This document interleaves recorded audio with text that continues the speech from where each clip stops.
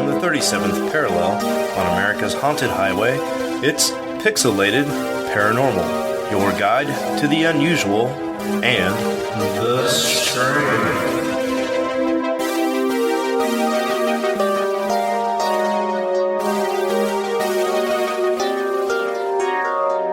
Welcome back, everybody, to Pixelated Paranormal, episode 26. Huzzah! Preston, how have you been?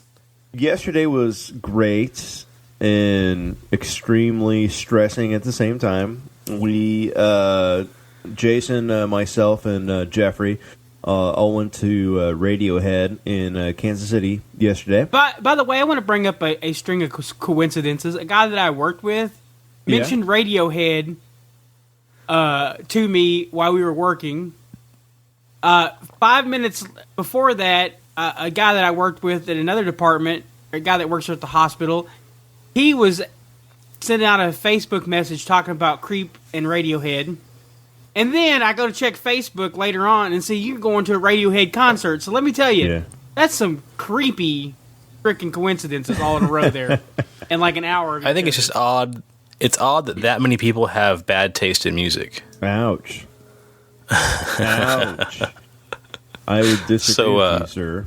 What happened on your trip then? So we made it up to Kansas City about around 4 o'clock, and we pull right in front of the Sprint Center, which is where the concert was being held. That was the venue, was the Sprint Center, which is just like the metro area, kind of like the arena.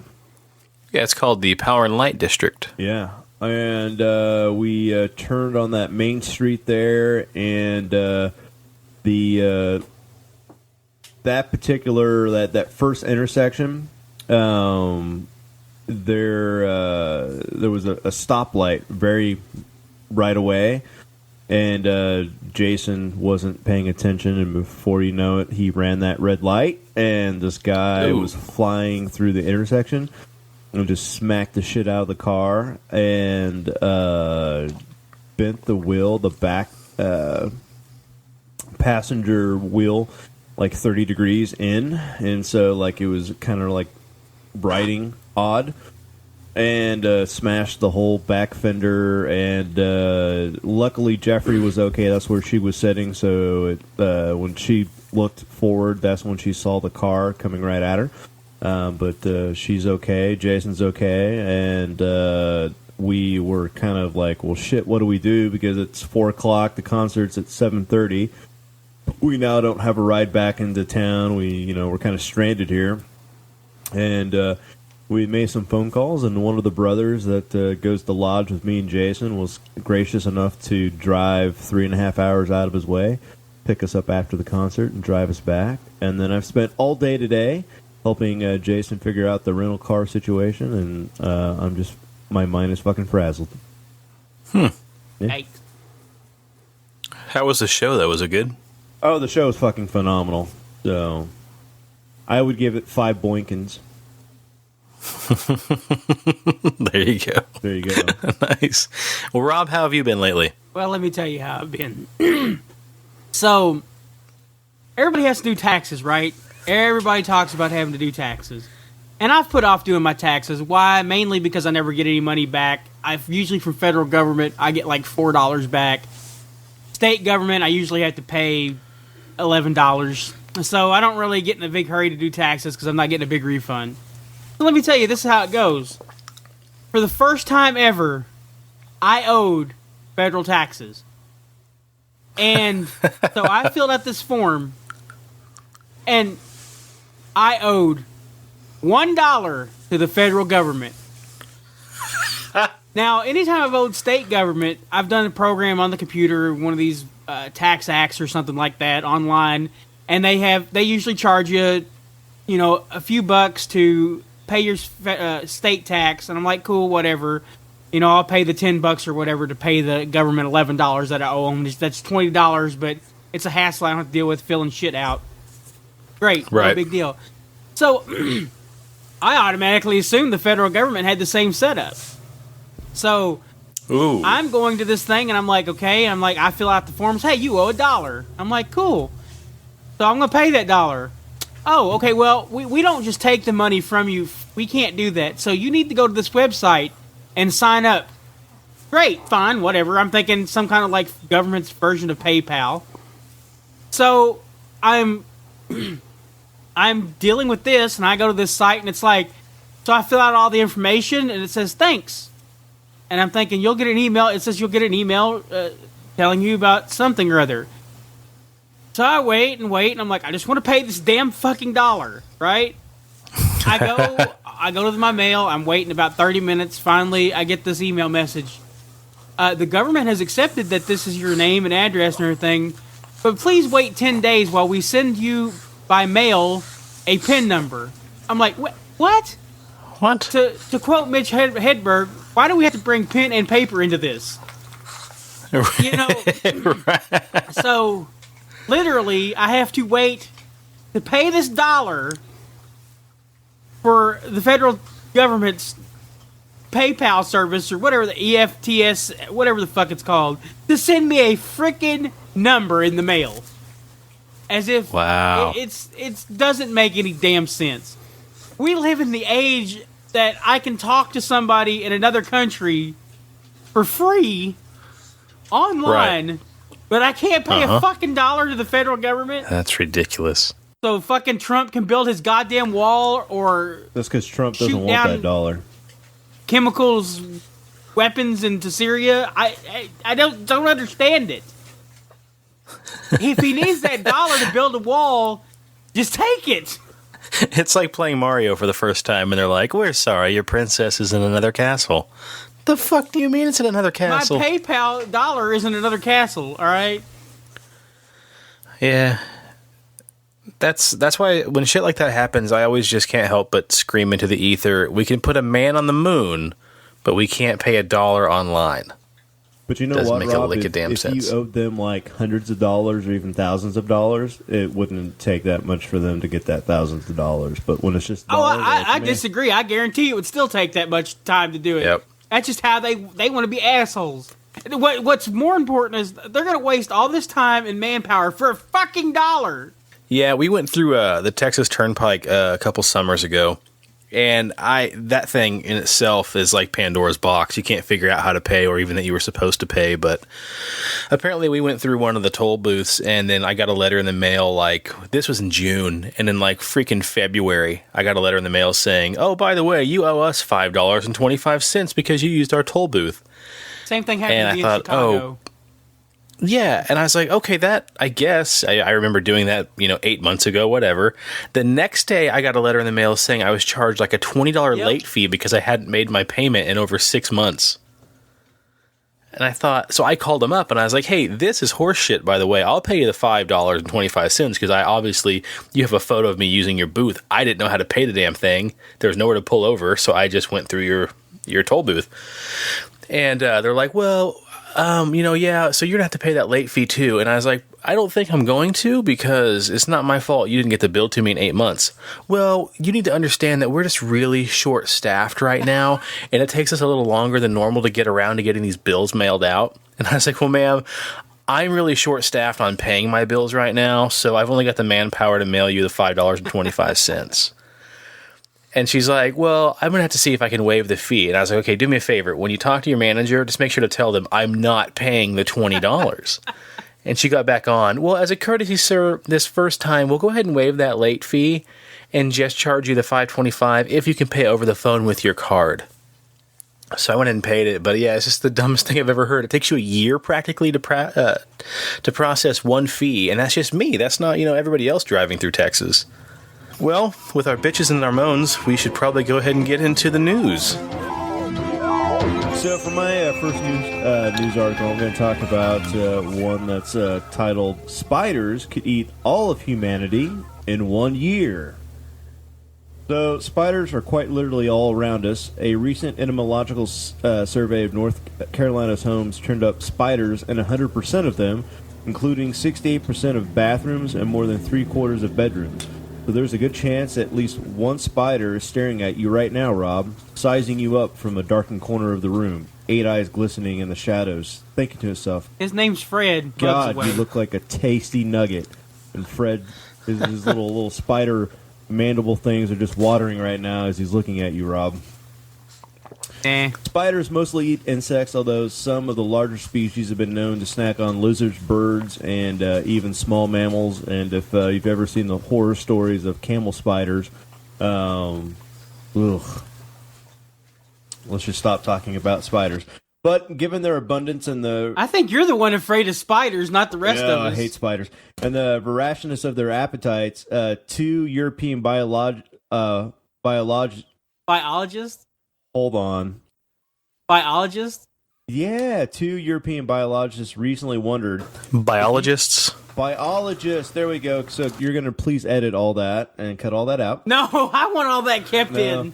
When you guys go to Mason study class, you should request that you guys work on your Hooked on Phonics for a couple hours.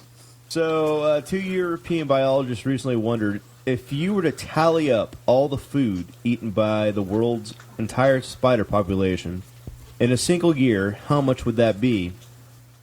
Well, they found out that the world's spiders consume somewhere between 40 million and 8 million tons of prey in any given year, and that means that spiders eat at least as much meat as all 7 billion humans on the planet, if not more. Or a slightly more, disturbing comparison is the total biomass of all adults on Earth is estimated to be 287 million tons, and if you tack on all those little chubby kids that eat all that candy, we can get that up to an additional 70 million-ish tons, and that's still not equal to the total amount of food eaten by spiders in a given year.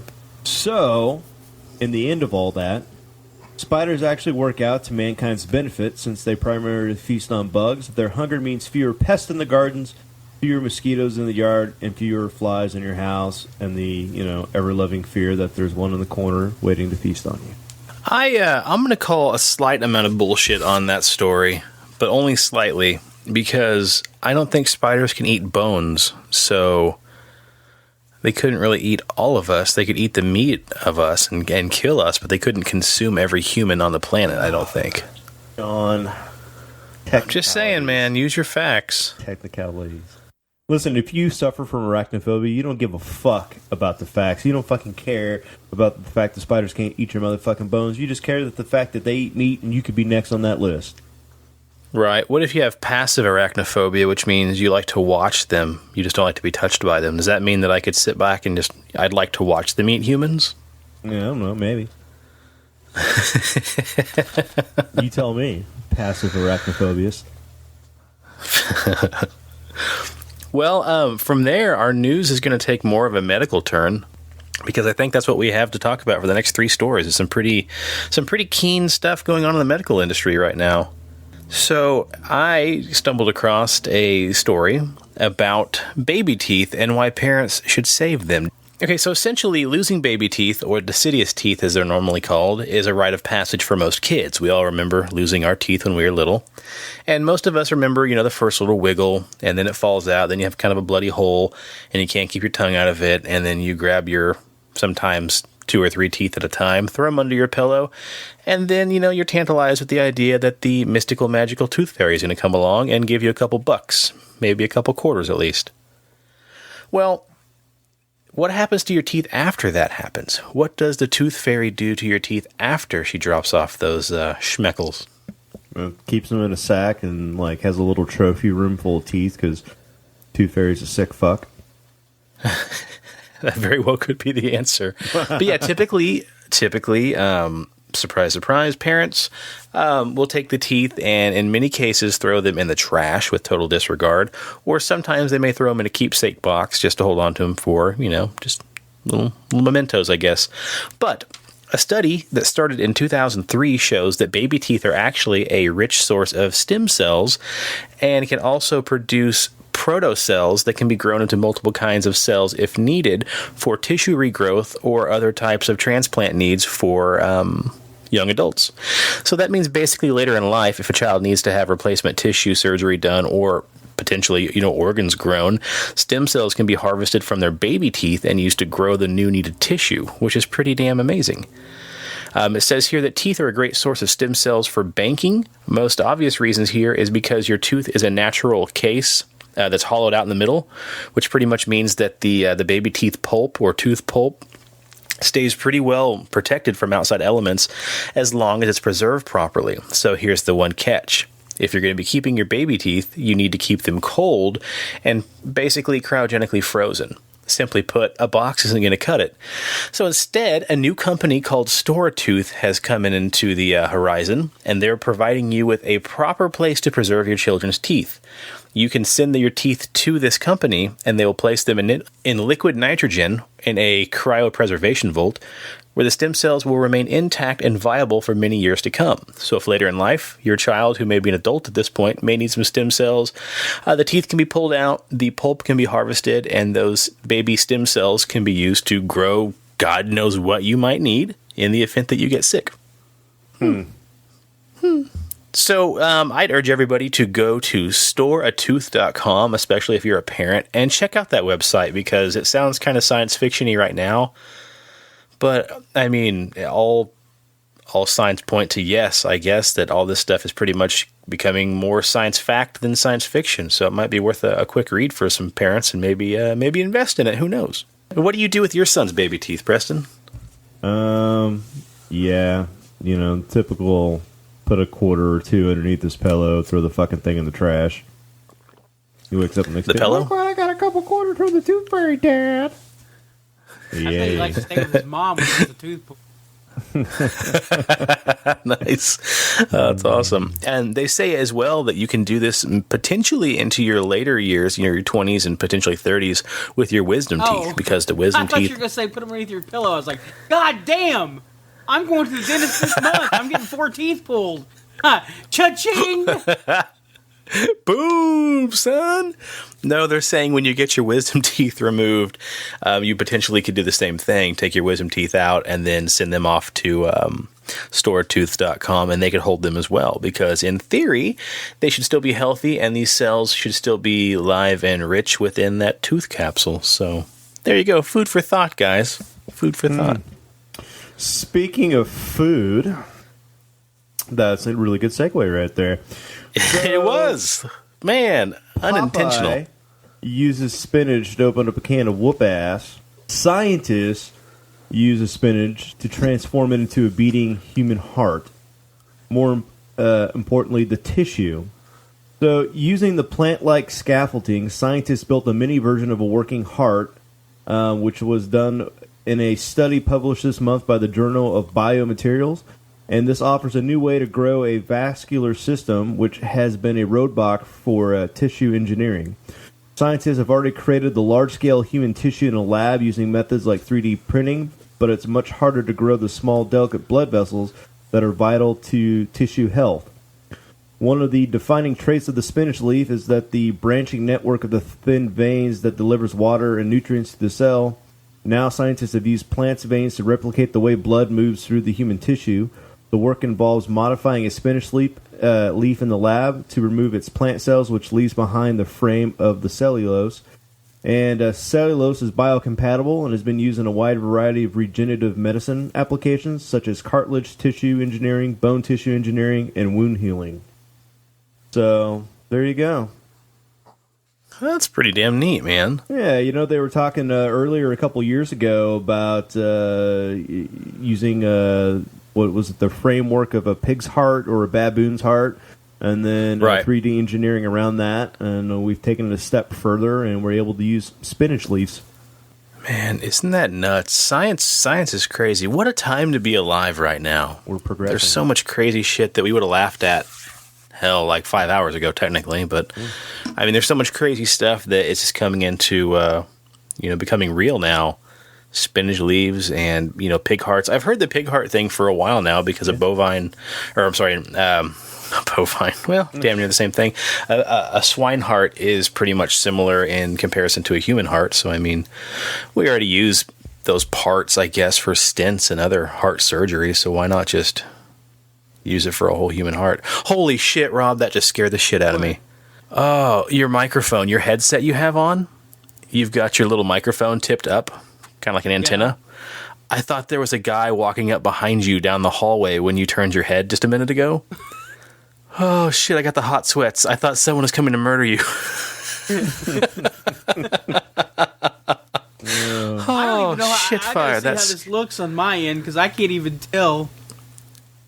Yeah, it's like you bent down a second I was ago. looking at my phone, looking over my story. Yeah, oh man, it scared me. It scared the living shit out of me.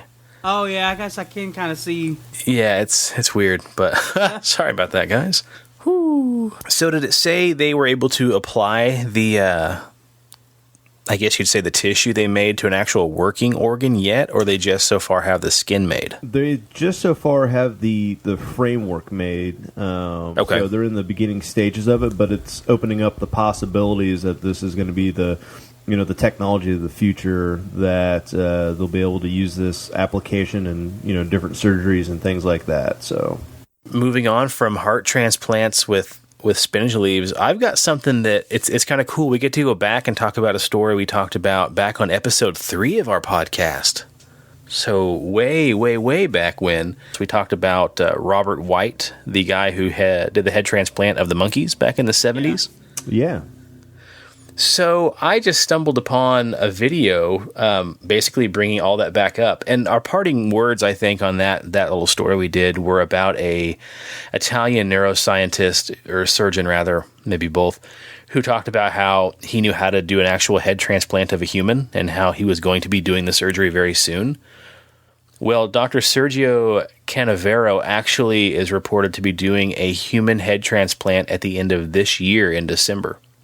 In 2017. Have you guys read anything about that? Because this is actually pretty interesting and also kind of terrifying. I haven't investigated. I haven't done Yeah, a damn it's thing with it. it's pretty nuts. So basically back then, when we talked about this in episode 3, I think it was 2013, 2015, I maybe more like it. He talked about how he had basically documented everything. He did the research, and Dr. Canavero was going to be able to do a full human head transplant. So this December, what he's going to do is attempt the world's first head transplant. There is a 30-year-old Russian guy named Valery Spiridonov, and he suffers from Wernig-Hoffman disease, which is a type of spinal muscular atrophy.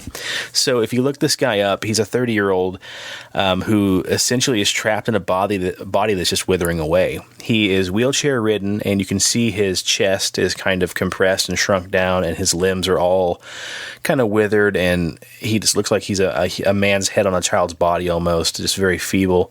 And unfortunately, that disease often causes kids to die right around the age of 4. It's pretty rare, apparently, for anybody to go that long without succumbing to, cardiovascular problems, airwaves getting crushed as your chest kind of begins to fall in on itself. But anyway, Valerie has been following Dr. Canavero's work and reached out to him voluntarily saying, hey, look, if you're really going to do this, I would like to volunteer and have this done on me, basically. So what's going to happen is he will be taking Valerie's head, essentially, and then somebody who was brain dead and body has been donated, the body, and he will be severing the heads off of both of these bodies and transplanting Valerie's head onto the new host body. It says that he will he'll have to cool both volunteer bodies down to about 50 degrees Fahrenheit. He will have to then sever both heads and brain stems from the bodies. And then he will have to use a polyethylene glycol to essentially kind of glue and bond the spinal cord back together. And that was the problem we had originally with the monkey transplant, and why the monkey died, is there was no successful way to bond the spinal cord back together, which ultimately helped the monkey succumb, basically. So what's interesting about the surgery is the head he has to remove, and he has about 15 minutes to take Valerie's head off of his old body and actually begin to attach it to the new body, because as the head warms up, the blood will start flowing, and he has a very short amount of time to reconnect the head. But he will be reducing Valerie's head down to about 5 degrees Fahrenheit, which is kind of similar to a lot of brain surgeries they have to do if there's any severe brain surgeries that have to happen. But essentially, if all goes to plan, he will have about 1 hour to reconnect Valerie's head to the new body, although he claims he only has to have a few minutes. However, like I said earlier, the initial risk is just making sure you begin to get the blood the arteries connected because, again, blood will start flowing from both segments in about 15 minutes. He will then have to induce Valerie's his head and his new body into a coma for about a month while they try to make sure the blood and the nerve networks reconnect, and hoping that the body does not reject the head like most transplant procedures run the risk. In this case, the guy's not waiting for just a heart or a liver to reject it, but it's the whole damn body. So it's kind of interesting stuff. But yeah, he also will have to reconnect the esophagus, more blood vessels, and even the airwaves. So it's going to take a team of about 150 doctors, around 36 hours to do the full surgery. And it'll cost somewhere around $11 million to actually holy shit, to do this. But an argument that got brought up is actually pretty interesting. So Russia put the first man in space, right? Yes. Which created the space race, or essentially fueled the space race because they made it first. And the first monkey in space. Don't forget that they were the first nation to put a monkey in space. So that caused the space race, and we took a huge interest in going to space. So it potentially could do the same thing with his head transplant business. If he's successful in doing it, fantastic, good job, like you just did it. Even if he fails, it's going to push a lot more studies and a lot more doctors to try to fulfill this kind of surgery, man, because the first nation who does this is going to be the leader in medical sciences, I think. Yeah. It's very interesting. I don't know is it going to happen this time, but I have a feeling it's not. Yeah, I want to believe it will, but I mean, we should err on the side of caution. And even Valerie says he understands the risk. He says, am I afraid? Yes, of course I'm afraid. But it's not just that this is scary. It's also very interesting. He says that, he may not live much longer than he's going to live right now. So he may as well essentially donate himself to science, I guess, to help further this, because he can either sit back and wait for it to happen and then run out of time, or he can donate himself and he's got a somewhat decent shot of it working out, and he's got a brand new body. Or else he succumbs to, the side effects and he passes away. But even then, he knows what he's getting into. I'm sure he's going to sign a stack of waivers, and he knows this could ultimately end in his demise. But what do you I mean, I just don't even understand how you would, like, your throat and everything. You would have to cut all that. Yep, everything. Yeah, everything has to be severed completely and clean, medically, robotically cut in order for this to work. But I mean, what do you guys think? Like, what kind of borders does this cross? Are you guys cool with it? Like, yay, hip hop, hooray, go science? Or, I mean, it also falls, I guess, in belief systems, but is it blasphemy? I don't think it's blasphemy. I'm very interested to see how this turns out, especially if it's successful, because, I mean, granted, we're years away from it being mainstream, right, even if this is successful. But at the same time, it's great for science because we're going to learn that, hey, a person can have their body brain attached to a whole new body. And that's also going to bring a lot of talks about consciousness and where it exists, even, because if this guy's whole body, if he starts having different thoughts with his whole body, then it's also going to be like, it's going to be different, because we always thought, hey, this person's heart, worked to the brain and such like that, but now we may know that the consciousness isn't attached to the brain area. Yeah, that's what I was going to bring up, because there was studies done earlier this year showing that the heart acts like a secondary brain and has some EP abilities. Like, they did that study where they showed the graphic photos in a couple seconds before they clicked the photo at random, so you never knew when it was going to pop up and what it was going to be. But seconds before the graphic photo would pop up, they noticed that each candidate, their heart would start to increase and start to secrete chemicals into the bloodstream to accommodate for that upcoming scary thought or whatever it was, showing that the heart actually had some type of psychic ability. And then there are all these stories with heart transplants, people that experience or go through like a heart transplant.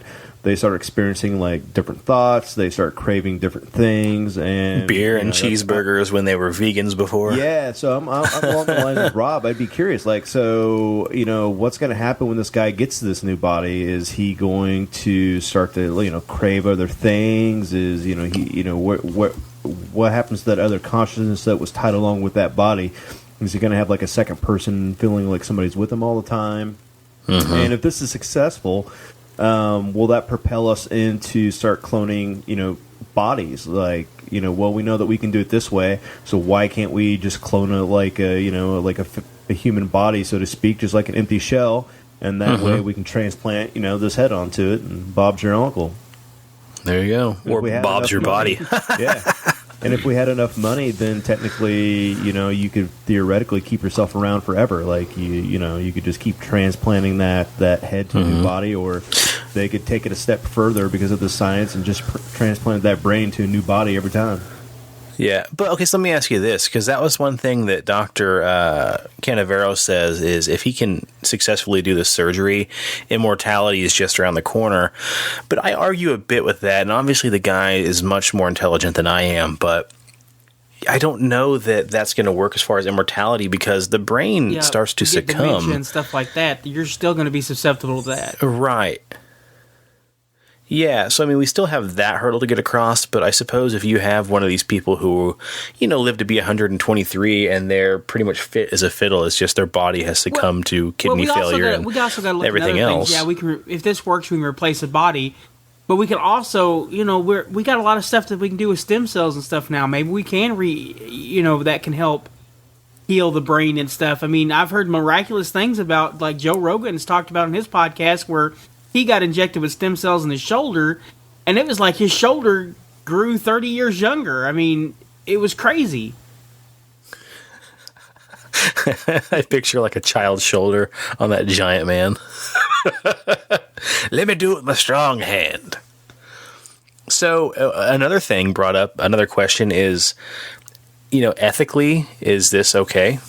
I don't understand why it wouldn't be. I don't either.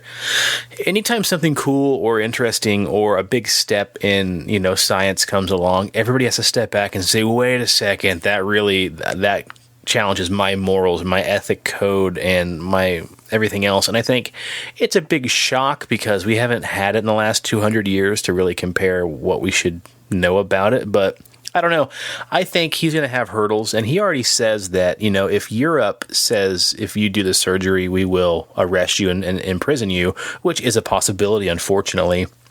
Apparently, China has already stepped up and said, look, if Europe says, no, you can't do it here, you are more than welcome to come to China and do the surgery, in our country, and we'll let you operate, and we'll supply you with, the staff you need and everything else. So he also mentions that he's been practicing Chinese for a couple years just in case this happens. So, I mean, it's not like he's just some whack job Dr. Frankenstein. Like, the guy's been doing his homework. Yeah. Yeah, interesting stuff. But, yeah, and I think what could happen is it could end up being like that movie, The Island. Anybody see that movie? Yeah. Yeah. We might be kind of shifting our way towards that kind of society. Who knows? But think about all those frozen heads and the cryogenics facilities, because they just said that they've been working lately on, if we get to this technology, if we can actually use these heads on a different body, like how do we get these heads out of cryogenesis without damaging the tissue? So they've been working on that, and there's breakthroughs onto where they can actually successfully unfreeze those heads now. And if we had this surgery, then there's all these possibilities that they could actually transplant all those frozen heads onto new bodies. So we could have a brand new Walt Disney. Ooh. Is he actually? Isn't that like a conspiracy? Though they don't really have his head. I think you're looking for myth when we did that. Is the word you were looking for? No, I thought that urban legend. When we talked about what the hell was that? I don't know. Episode probably Disney. Preston 18, is probably Disney. Episode 18, episode 19, like top 10 things weird about Walt Disney. We all tried to block that out because it was terrible.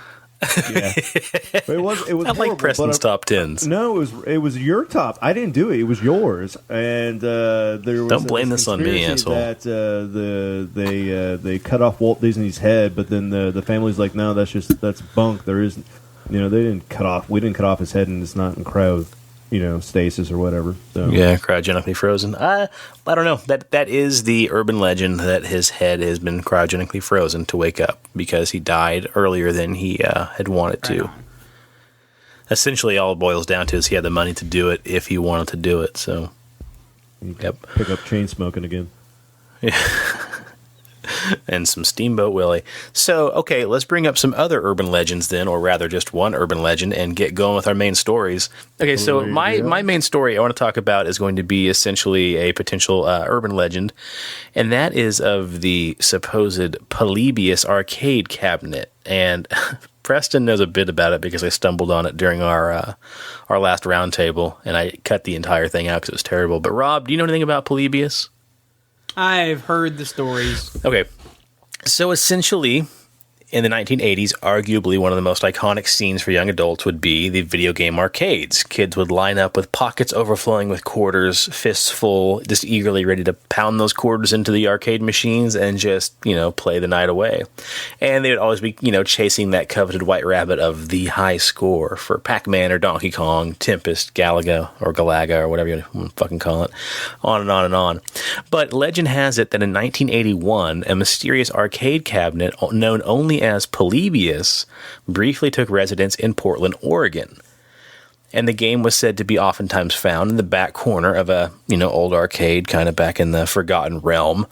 And kids would be lined up sometimes around the building, according to urban legend, just waiting to play this game.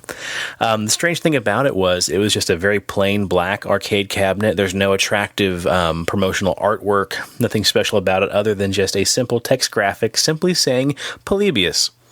But the strange thing is, it was no ordinary game. In the span of 1 week, supposedly 3 to 4 children fell ill upon playing the game. Michael Lopez is the first victim, who succumbed to nothing more than just a basic migraine, which is reportedly the first migraine he ever had after playing Polybius. Brian Morrow, a 12-year-old boy, fell ill after a 28-hour stint playing Polybius. 1 week later... How did you have that many quarters? I know. Or you were just that good, Story. Maybe you're just that damn good. 1 week later, 18-year-old competitive gamer Jeff Daly died due to a sudden heart attack after playing Polybius. And 1 year later, almost to the day, 19-year-old Peter Burkowski followed suit in the same exact terrible demise and had a heart attack playing the same exact game. They would say it could cause seizures or brain aneurysms in the players. Some believe it might have just been a hoax. But here's where the plot thickens about Polybius. See, it was unique for other reasons, especially the fact that Polybius didn't cost you any money to play. Polybius was a free-to-play arcade game. Required no quarters or any other form of payment, just your simple time. What is strange, however, though, is that people report seeing men dressed in black suits with black glasses and black ties appearing at strange hours of the night, walking over to the arcade machine and bending down to where the coin box normally would be held, and they wouldn't be taking out any money, simply what they would just say as data. Somebody would walk up and say, "Hey, what are you doing? It didn't cost any money to play. You can't get any money out of that machine." And they'd say, "Oh, we're collecting data." And they'd pull out a couple boxes, read a couple numbers off, and then write it on a clipboard and then walk away. And so this is where people believe that Polybius may actually have been an arcade machine used for mind control linked to MK Ultra. Bum, bum, bum. So yeah, we talked about MK Ultra quite a bit. It's known as the U.S. government program we started after World War II.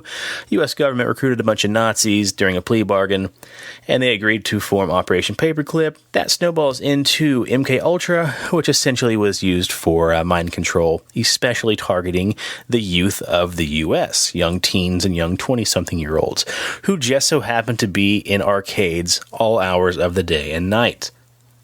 Somebody did step forward in 2006 saying that they actually had programmed Polybius and they were part of a government mind control program. A guy named Stephen Roach posted on coinopforums.com that he was the person who first programmed Polybius, and he was actually working for an institution somewhere in Mexico, and he was responsible for programming video games that could be tested on a small market and help the government control young male subjects. So just about as soon as Polybius appeared, it then disappeared, and it kind of just gets lost in time as far as an urban legend goes. But it's one of the longest running urban legends as far as like our modern day urban legends, outside of your, babies being thrown off of bridges and axe-wielding maniacs chasing cars. So what do you guys think? Do you think Polybius was a real game, or do you think it was just some... Rob just put the hammer down. No. I mean, it does sound like a classic urban legend, but if we think about like all the crazy MK Ultra stuff, when people are like, the government wouldn't do any weird testing like that. In the what was it, Freedom of Information Act, that we found out that in the early '60s. They frequently bombarded subways with radiation because they wanted to know what the outcome would be if we actually had a nuclear fallout from Russia. And what better way to do that than on our own soil under controlled situations? So we've tested things on our public before to figure out if it would work or not. So I mean, you could easily put this this machine in arcades, run it for a couple months and target some kids, see what happens, see if you can, actually make them become sick. And then if it's successful, put it in those markets, like, start infiltrating into Russia, put it in Iraq, Afghanistan, to where whatever enemy territory we're in, and then just let it run its course and kind of, start breaking down the youth of whatever country that is and kill them off. There you go. So. Sounds about right. So, I'm glad that Rob just put the gavel down and said, fuck it, it's not real. Because essentially, there are some more facts that kind of wrap up this story a little bit and kind of shed some more light on what exactly happened. So, first of all, Mr. Steve Roach was a real guy. He actually worked in Mexico for an institution who was responsible for trying to reform children who were misbehaving. And what this one supposed expert says is the institution that Roach for was basically used for a child reform academy that used behavior modifications, and it implied some sort of brainwashing, but obviously it wouldn't have been on a digital level. The program ended up being shut down as the government decided that they were using too abusive of practices, and supposedly Stephen and his wife actually had to run away and hide from the law. So they ended up just kind of hiding out in Mexico. Back in the 80s, arcades obviously were a mecca for young children, but with young children and teens also comes drug abuse. So seeing FBI and seeing guys in suits in arcades weren't all that uncommon. The FBI would come to Portland quite often, hide cameras, and actually do some stakeouts, tracking people through their drug sales. And one way that druggies and drug dealers would kind of spread their name and communicate back and forth were through the initials they were using on their high scores, playing different games like Pac-Man or Donkey Kong or Tempest or whatever.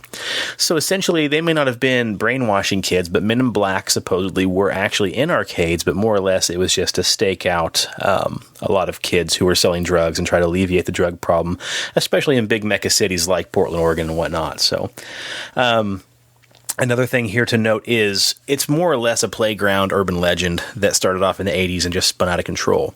There is truth to the 4 kids who got ill from playing video games, although they were not from playing Polybius. Michael Lopez, who got the migraine, he had the first he ever received from playing a very long stint of Tempest. Brian Morrow, the 12-year-old boy who got ill after playing the game for 28 hours, actually was trying to set the world record for asteroids for the longest time, and he finally fell ill at the 28-hour mark after being just simply exhausted. Of course. Right. Who wouldn't be? I know after like an hour or two on Atari, that game would just drive me nuts. So, unfortunately, 18-year-old Jeff Daly did die due to a heart attack after chasing the world record score in Berserk. That's real. And 1 year later, 19-year-old Peter Burkowski did die as well, unfortunately, supposedly playing the same exact game. He fell ill and unfortunately perished. Now, the only other thing that shed some light on the truth of there maybe being an actual Polybius game was, number one, there were some links to earlier versions of Tempest, which were causing kids to have seizures or migraines or becoming very ill. That's because apparently there were some earlier test rooms in the game that required a lot of flashing lights and the sensation of spinning. While your ship would stay in one lane, they would swirl around you and cause some kids to get sick. So, they do say, medical examiners say, yeah, that's not uncommon. Anybody who has epilepsy could oftentimes fall ill to playing a game. But essentially, Polybius just boils down to being potentially an early demo of the game Tempest, and is probably not from MK Ultra, but a fun story nonetheless. Sean, you're full of Polybius. Well, Rob, if you're ready, we'll go ahead and jump into yours. Something that is not an urban legend. I read part of a book this week called The Children of Roswell, and I know this book has been covered by a lot of different other shows and stuff, but I wanted to give my take on it, and I figured it'd be an interesting topic. And it's been months since this book came out. It's written by Thomas J. Carey and Donald R. Schmidt. Now, we hear a lot of stories about what happened in Roswell in 1947.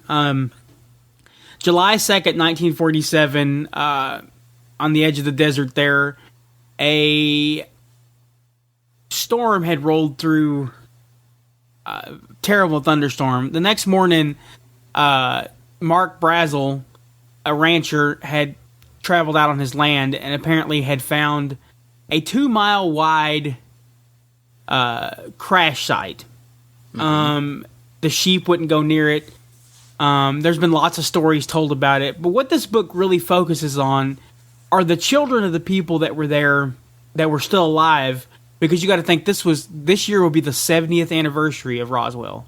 So let that sink in. Oh, wow. Yeah, I didn't even think about 1947, yeah. So 70 years ago, these people were adults, so most of them are deceased. In fact, most of their kids are even getting to that now. But Mark Brazel had found the crash site, and the word had spread as well. So it wasn't just him that had seen it. There were people that were going out there and collecting artifacts and everything else from it. But this isn't really the story about the crash so much as it is the people that survived after the crash and how they were treated by people in the area and in the government. So we often hear about Mark Brazel as being the rancher that found it. But what we always heard was his son was with him at the time, but that wasn't the case. A boy of 7 was with him at the time, named Timothy D. Proctor. Mm-hmm. Now, D was his nickname, and he happened to be with Mark that day. And they said they came up over a ridge and they found this crash site. The boy had not really talked about this. He was there when it happened. He got questioned by some military personnel later. It's not known what was said because he would never speak it, but he was frightened and he would never talk about this. And I'm talking about this boy was 7 when it happened, and he didn't speak about it to anybody until later in life. His mom, Loretta, had gotten a blood clot, and it had traveled to her lung, and she was in the hospital for a real long time, and they thought she wasn't going to make it. After she survived, he finally broke down one day and said, "Mom, come with me." And they drove in his pickup truck, and they drove about an hour and a half out of the way, and he took his mom up on this ridge. Mm-hmm. And he said, "Mom," he goes, "right here is where Mark and me found the crash site and something else." And he said that's when he told her about the bodies of the aliens that were there. He said there were 3 bodies there that were dead. He talked about the crash site, and he opened up about it. And she said it was such a relief that he finally opened up to her about it. He says he and a number of unnamed friends later went out to the site. Military officials privately talked with him about the crash. The crash debris was not man-made. It was not from this earth. So he told his mom about this. She was happy to finally hear the story from his mouth. And then she thought he would talk more about it, and eventually he just shut all about it again. And he never talked about it again. It was she said even when he went out there to the field, it was like he looked around, make sure nothing was there before he brought up the story. That's how scared this boy was when this boy, I think he was in his, I want to say he's in his 40s. Wow. Late 30s, 40s, maybe even older than that. That afraid of something he was told when he was 7. So, and when we hear about this case, we hear about all the debris and how the military came in and took all that debris. Uh-huh. People hid all this stuff. I mean, they telling the story how people were telling them that my mom had a piece of this underneath their floorboard, or their dad had put it in a can of peaches that they had kept in a basement, a jar of peaches or whatever, and the government would go out and find all these pieces and get them back. That seems like an awful lot of work for something that they told us was a weather balloon or Project Mogul. Right. Which was another kind of thing where they're trying to get people into the project. I never understood the Project Mogul thing. So we got the story from Timothy D's family and stuff that he had found that. So right there is one of the stories that it's kind of. I mean, you guys have all heard the Roswell. What is your whole thought on it? I think it's the real McCoy. I'm going to lay down Thor's hammer, and it's real. I think it's real too, honestly. Like, if it's not real, and I'm willing to err on that side, if it's not real, it is one of the longest running, potential hoaxes in modern day history. I mean, people still talk about it. People still are afraid to talk about it. The amount of books that are written on that subject is staggering. And just the fact that you have so many witnesses who have pretty much the same exact report. And for the crash to happen back in 47, it'd be hard for that many people to culminate the same exact story. It's not like they could jump online and just hit a blog and say, all right, guys, flash mob, 300 people have the same story. It'd be a lot harder for them to conduct that. So, I mean, I think it breathes more life into that story for the potential for it to be a real deal, I mean, you got a lot of reports that went out way before the government could stop and contain the entire outbreak, so to speak. You got nurses who went to diners and talked about how they were, and I've got her story in here as well. Oh, so perfect. Yeah. So, all right. Yeah. Go for it. So, but to get back to the little bit of stories we got here as well, there was a sheriff in town named George Wilcox. Now, this sheriff got along good in Roswell. He had a good camaraderie with some of the Latinos that lived in the area, and such. But he was a well-known sheriff. He had run for sheriff so many times, and when this thing happened, he was one of them that was scared into threatening people. So we've got this sheriff who went out and threatened people. You can't talk about this. You can't talk about this. This has never happened. You just made up these stories. And, in fact, he done this, and afterwards he wasn't the same. Most of the town hated him. He didn't run for re-election. He felt like he bullied these people. His wife at the time actually tried to run for sheriff in his place. And she probably would have won, but she just barely lost out to another man. Oh, wow. But back in the day, that's pretty typical. I mean, a female sheriff in 1947, that seems pretty hard to believe. It's about as hard to believe as a UFO crash. Right. So, so he didn't even run for sheriff. He said after that, you could tell that the lights had gone out on the man. He just wasn't the same. He felt like he was pressured to do this. He thought he was doing the right thing to protect people. And in the end, he paid a price to his heart and his mind, honestly. Right. And another story we got here was Frankie Dwyer. She was a 12-year-old schoolgirl in July of 1947. Her father was one of the firefighters that worked in Roswell. And one day the military showed up to get some of the items that the firefighters were showing off that they had collected. Mm-hmm. And the military took her dad aside, and her as well, and laid down some pretty heavy threats that basically she was told that we could take you out to the desert and they'll never find you. Right. So she was threatened by this, and as a kid, 12 years old, she was scared to death. And so she didn't really talk about it much, even though her whole family had seen it. But her boyfriend was also there as well, and he recalls this story as well, and they ended up getting married. And this is one of the weirdest stories I read about that I've read, because 40 years later, she had moved about an hour and a half away from Roswell, and she had a complaint because her phone line was messing up.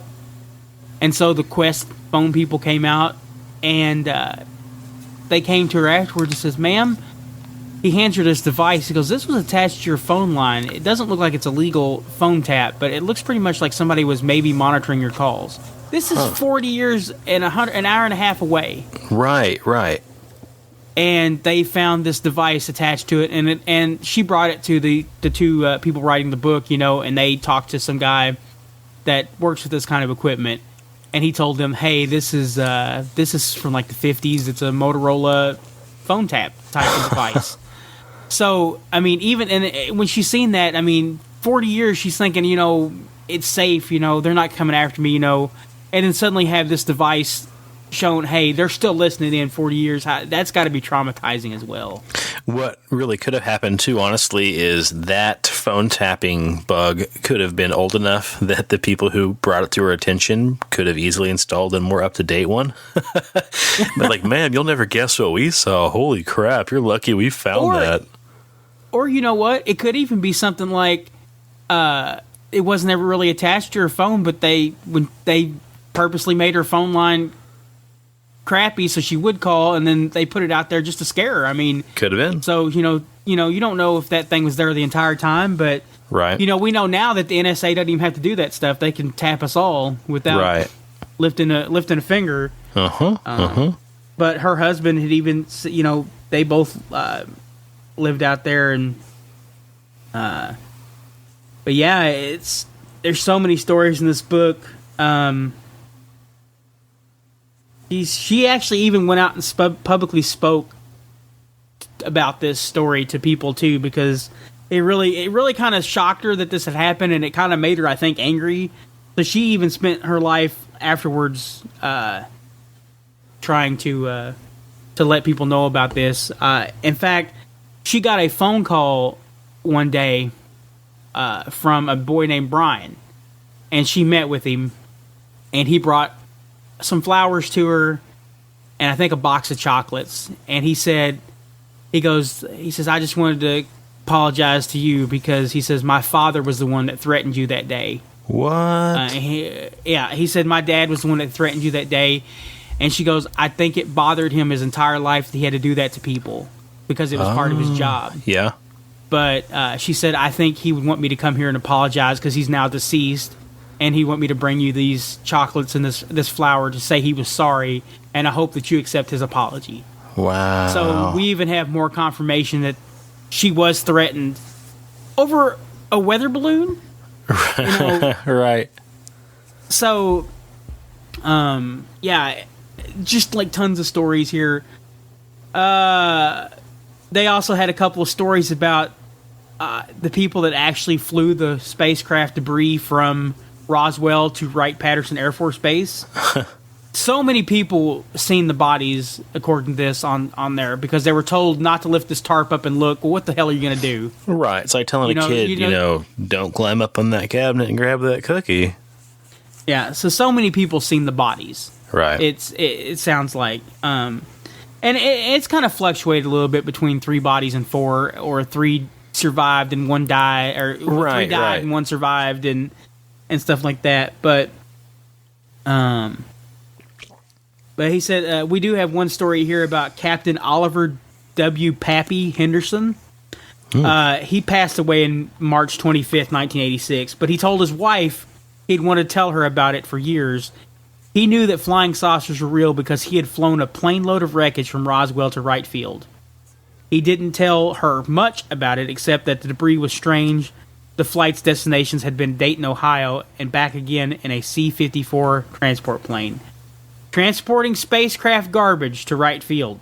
He then shocked his friends by claiming to have flown small beings on the same plane. The passengers of the crash suffered their death. He said he knew they were real. He'd seen the bodies from the UFOs rumored to be crashed when he was stationed back in the frontier. So, again, somebody else seen the bodies.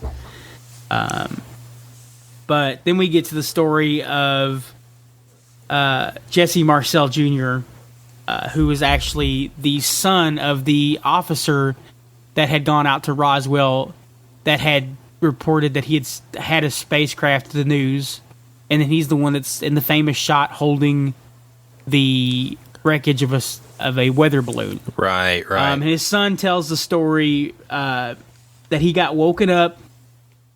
Wake up, Jesse. Wake up, son. Your dad has something to show you. And so he comes out of his room. He's 11 at the time. Mm-hmm. His dad shows him all this wreckage. And he talked about these strange symbols and stuff. And one thing I didn't really hear about this kid's story, he's not a kid anymore. I think he's recently passed. No, he might still be alive. Maybe he's passed. I don't know. I think he's passed now. But one of the stories I didn't hear about this is that they actually did put him under hypnosis, and he was very hesitant about doing this. And they had recorded it for one of the news networks, I think Good Morning America. Mm-hmm. And they recorded it, and they wanted him to describe the hieroglyphics he's seen on the metal, and he started doing that. But then he got really afraid. And he's talking about seeing just the fear he was feeling from all that situation while he was under. And Brian Gumbel from Good Morning America, they said they refused to play it because it was too real and he was afraid it would scare people. Really? Yeah. So I don't know if that's true or not, but that's what we reported here. But yeah, his dad went on to do great military work. It just seems like, and people are like, well, they were idiots. They just didn't know a weather balloon, it was a weather balloon. But you got to remember, these are the Roswell airfield is where the 503 bomber group that dropped the bombs on Hiroshima and Japan, they're the ones that dropped the nuclear bombs on there. So these guys weren't idiots. They knew what. Right. You don't send idiots to do a job that dangerous. Mm-hmm. And these are the people that reported that this alien, this was an alien craft before they were told to hush up about it. Right. So, and even his dad even went on after that to be promoted several times. And he even had a military career that he was working up until his 80s. Jeez. They kept bringing him back to war. To war times, he would go to Afghanistan. And they said that about the time he was 70 and he went back to Afghanistan, he couldn't take it anymore. He was having lots of PTSD and stuff as well. So he was a doctor in the military. So he's no dummy. I mean, why would he make all this up? I mean, he had a great military career. He didn't need all this, Jeez. And then we have the story of Miriam Bush, who was one of the nurses that had been there that day. And basically, she came home that night and she was so stressed out and freaked out because she had seen the alien bodies. She had been in there in the room when they were being worked on and such. And it messed her up so much that she was threatened. Uh-huh. After she'd done all this work, she was one of them that was threatened that, hey, you can't talk about this. And it grated on her mind for forever. Let me see if I can bring up some more better stuff about this one.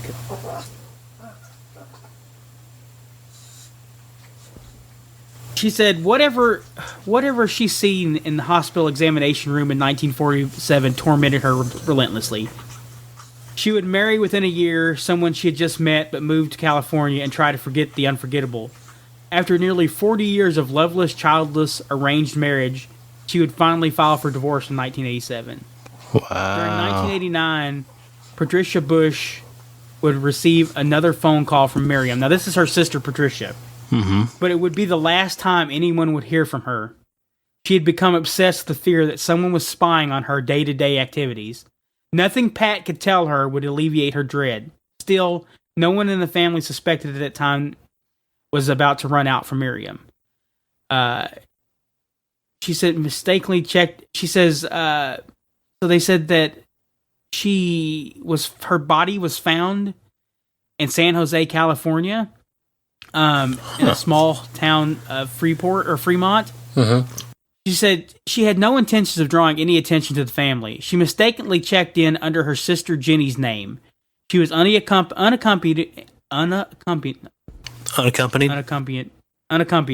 can't say that word. Unaccompanied. Fun of me because I couldn't say biologist. Unaccompanied.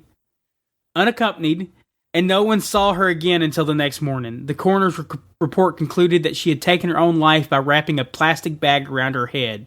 Oh. So, and she says what was not publicized were there were fresh scratches and bruises all over her arms. Huh. So, but so there's several stories about the Children of Roswell there and stuff that had happened. It's just amazing to me that all that happened and people can still be skeptical that none of this happened. Right. And I just don't get it. I always remember my dad. My dad was a military man, and he always talked about he was one of them that would go out and have to clean like materials up and stuff after they had test flights and stuff like that. And I'd ask him a lot of times, did you ever see any aliens or did you have any contact with that? And he would swear he never did. Uh-huh. But occasionally you would catch him watching a show about aliens or something, and it would just be really weird because he would be like, well, why doesn't anybody believe them? They got testimony there that's telling them, hey, this happened, and they've got lie detector tests and stuff like that. And I always thought it was weird because it was weird juxtaposition for my dad because he didn't believe in any of this stuff he claimed, but yet when he said there was proof, why didn't anybody believe him? So I don't know what he saw in the military, and honestly, I wish I could ask him now. But so that's pretty much all I've got. I recommend the book if you're really into the whole Roswell and you want to know more, because I did, I barely hit on a lot of the stuff. Yeah. In here, there's lots of stories about a cave that a lot of wreckage is supposed to have, and it collapsed and stuff. Huh. So, but yeah, that's it. That's all I got. Oh, and who wrote the book? I think it's Thomas J. Cleary and Donald Smith. Right on. Huh. I'm going to check that out. That sounds pretty interesting. Yeah, I bought it on Kindle, so if I can figure out a way to send it to you, because some of the books allow you to share. Oh, yeah. Hey, you can send them over. Cool, so, yeah. I mean, see if you can. If not, I'll pick it up. It sounds pretty good. Well, that's a good place to wrap it up, too, I think. So anybody watching anything noteworthy right now? I started Daredevil, Season 1. I hope you like it. It's a fun ride. What were you going to say, Rob? I was going to say I watched 13 Reasons Why, which I don't want to ruin for anybody. So yeah, I really enjoyed it, but yeah, I really did enjoy it. Yeah, I was really invested in it, and also listen to the Welcome to S-Town podcast or S-Town podcast, because that's a very interesting podcast, and I've been kind of on the edge of my seat about it. Yeah, I know Steven highly recommended it and said it's pretty phenomenal, and you said you really enjoyed it, so it's definitely on our to-do list.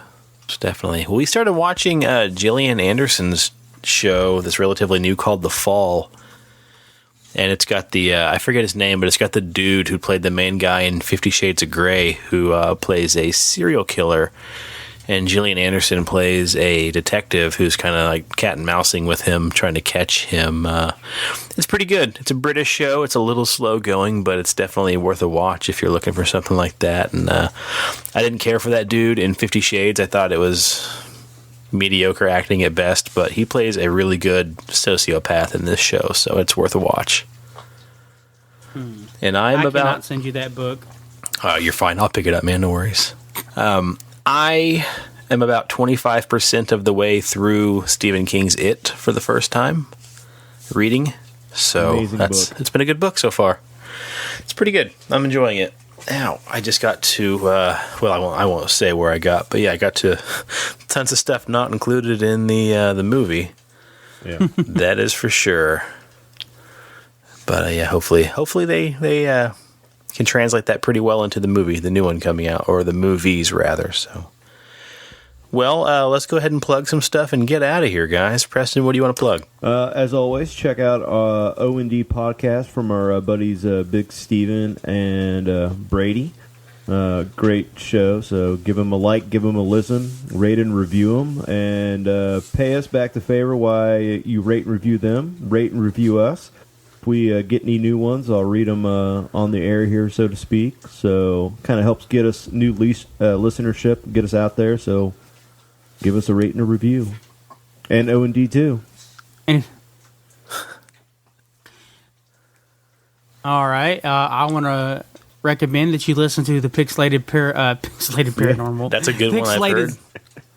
Pixelated Sausage Podcast with Mark, as he does things and talks about stuff that no one else cares about. Sometimes video games, anime, but it's all about Mark, so you don't really need to listen to it. But you could listen to it and just say that you listened to it, and that would make Mark happy. Also, Pixelated Radio, which is the podcast with me, Mark, Corey, and Rich, as we talk about video games and stuff. And it looks like we're probably going to be moving the recording weekend because Corey got a job. Ugh. So we're going to make sure Corey can't Good make job, it Corey now. Dog. So now I've got to go on and change the day we record to the day I work because I don't go in till later, so Corey can't make it anymore. So I got to change the date.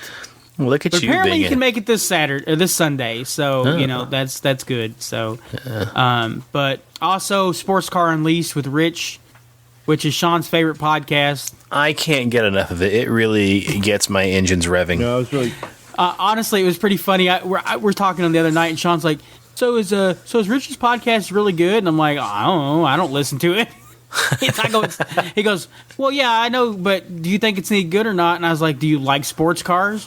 Yeah, well, I don't know. I was like, and then I don't think it's going to be for you, Sean. Yeah, but I just really want to support people that are on our network. I'm like, Yeah, man. So if you like sports cars, please listen to Rich's podcast. If you don't blame us if you don't like it. You're the one that went to a Sports Car Unleashed podcast not liking sports cars. There you go. I was really disappointed Done after told. the last Also- episode when he talked about Knitting Unleashed, and I was like, man, I know some people who would love that podcast, and then I'm like, it's not a real thing, you son of a bitch. The good news is nobody takes what you say serious, so I don't think anybody was upset. Also, it would be also people out there, if you have Legos or Lego related accessories, Accessories. If you have any Lego butt plugs, please call Rob at... Yeah, get a hold of me and just send them to me, and I'll give you my P.O. Box address. So, not that I have a P.O. Box address, but people are going to send me Legos. I would totally get a P.O. Box. Actually, I'd probably just tell you my home address, and you just send it here. Yeah, well, Just don't murder me, please. there's always hope. Hell, we could have a Lego Town podcast. All right, guys. Well, thank you so much for coming by and listening to this episode. We're coming up on our 1-year anniversary, in which I will have an extra bonus episode of listener stories that we've been compiling over the last year. So keep an eye out for that. Otherwise, thanks for stopping by, and we will catch you next time around. Adios, everybody. Thanks for tuning in. The cast at Pixelated Paranormal would like to thank you for listening to this week's episode. Pixelated Paranormal is here to tell you tales of the fantastical, the strange, the unknown. Tales that will move you a little further down the paranormal highway.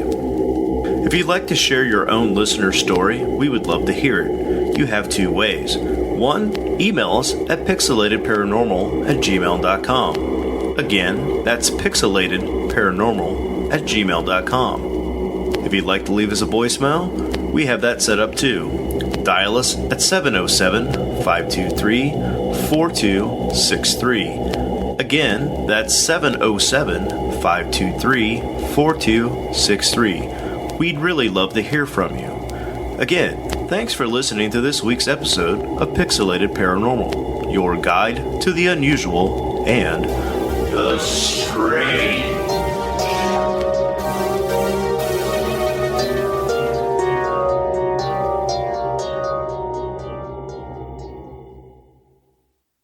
I got a pocket full of quarters, and I'm headed to the arcade.